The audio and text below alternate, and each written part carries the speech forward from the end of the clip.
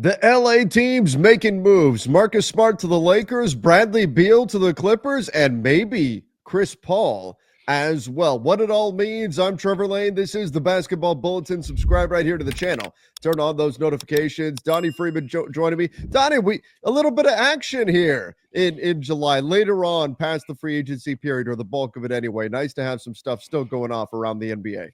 Yeah, typically by now, most of these rosters are set and we kind of just summer league ended and we're just kind of twiddling our thumbs. But thankfully, there's still not only the moves that we got recently, but there's still a couple more moves to be made. You know, we still have those guys that are linked to the Warriors out there, Chris Paul, some of these other guys. So there's still going to be a little bit of stuff out here. And technically, summer league is still going, but it's over for the Lakers. That's true. Well, and a lot of guys have been shut down and all of that. Yeah, it'll be over soon anyway. So it's about to end.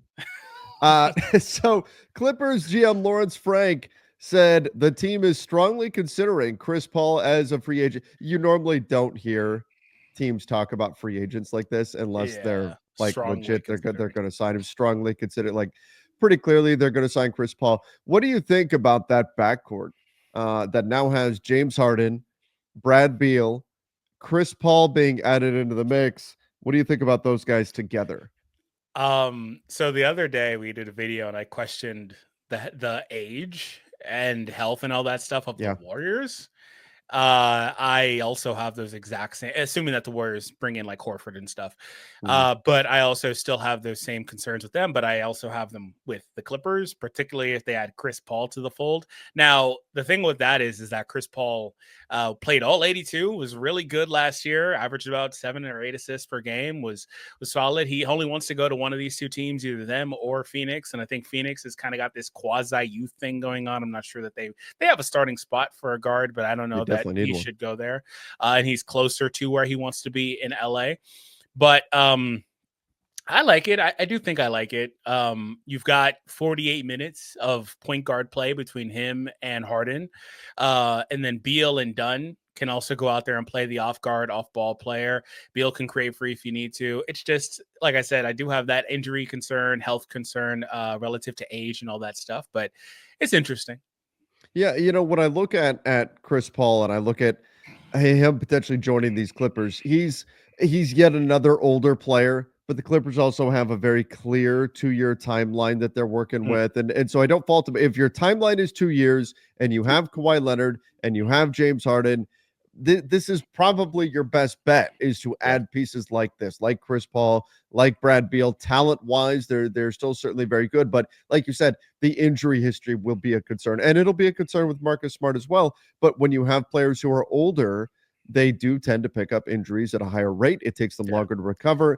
And so this is a Clippers team where the ceiling is high, but the floor can also be very low if the injury bug does hit them, as we've seen happen in the past. That's why I was impressed if he played all 82 last year. Right? But you wouldn't bet on that happening again.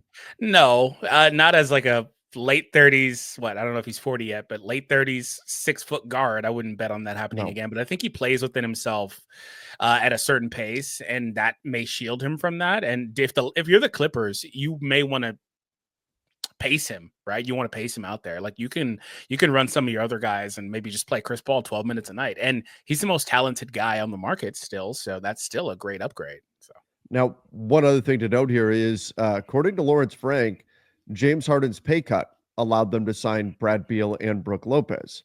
So, you know, there's a little bit of synergy there on the team where I think there's a situation where the guys all recognize, hey, we're going to do what we need to do to go try to win right now. They know how long their NBA lifespan as a team is. They know this is a 2-year window and that's it. Some of them won't make it past a year, but they know this is a 2-year window for this group and that's it. It's done. Then they're going to pivot. The Clippers are going to go a different way in 2027.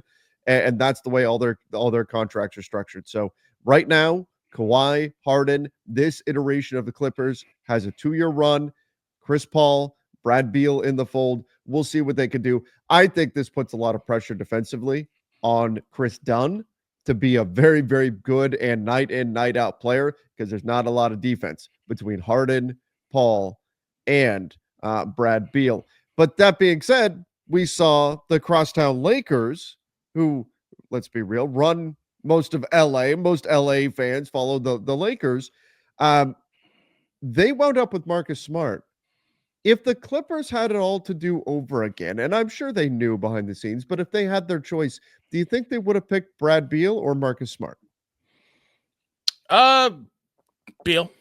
I think Beal is the because Beal approximates what they had last year with Powell. Yeah. And quietly, Harden has turned a lot of players into like having career years, resurgent years. You know, Powell and Embiid a couple years ago, their 2-man game was lethal.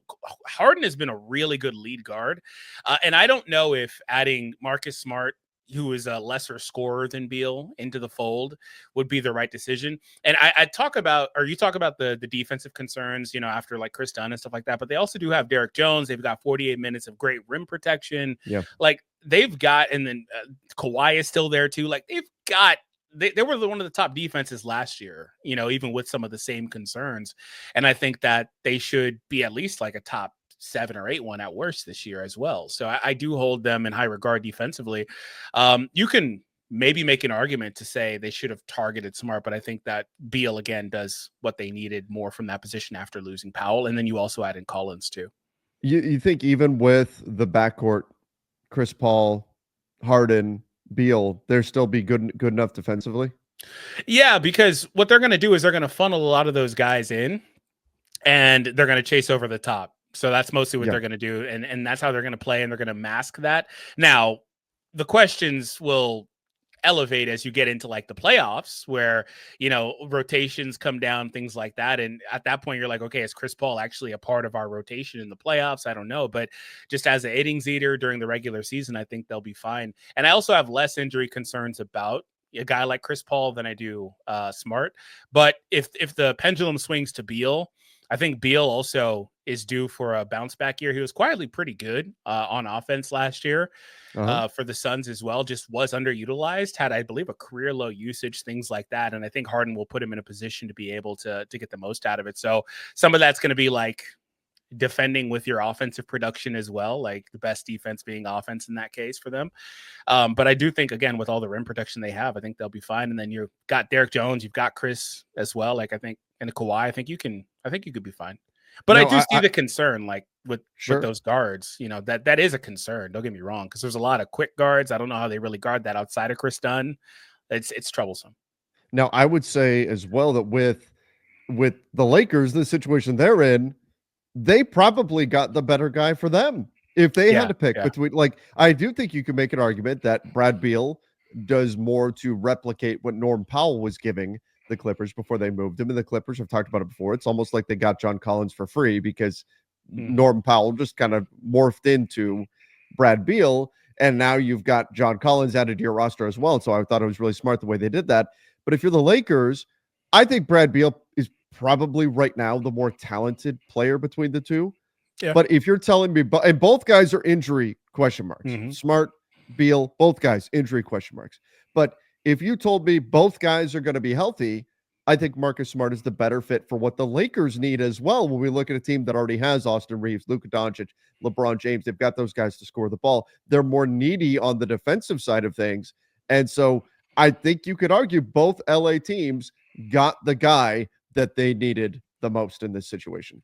Yeah, I'd agree with you. And again, to throw Chris Paul back in the mix, because that's a three guard mix for me between those two and CP. I think that the Lakers in this equation got the player that fits them best because they needed Even that out of the particular three. skill set. Yeah, Yeah. out of the three, I think they needed that particular skill set the most. And I think, like I said earlier, the Clippers, you could make an argument for Smart. I just think it could get a little bit clunky having him and Dunn in your backcourt, things like that. I think it get a little bit clunky. You may have to stagger those guys and move on from there. But I do like, you know, if you were going to put like Harden with one of those guys. But yeah, I think for the Lakers, that's the case. And for the Clippers, getting 2 of the 3 guys is also great in and of itself, assuming they do also sign CP as well.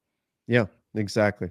Exactly. So, look, we're seeing moves get made, and there's more to come because there's still guys out there. Malcolm Brogdon, Russell Westbrook, Ben Simmons, Amir Coffey. There's still some players out there on the market. We've got teams that are still talking trades. The Suns, absolutely. We'll talk about them a little later on. The Suns are looking to make moves. All kinds of teams are still doing business right now, even though we are here into the heart of July. So everybody, that is my roundabout way of saying, make sure you hit the subscribe button right here on the Basketball Bulletin. Don't forget to turn on those notifications as well. And let us know in the comment section which LA team made out best. The Clippers getting Brad Beal, getting Chris Paul, perhaps. It looks like that's what the way this is heading. Or the Lakers getting Marcus Smart. Give us your thoughts in the comment section down below. Till next time, everybody. See ya and stay safe.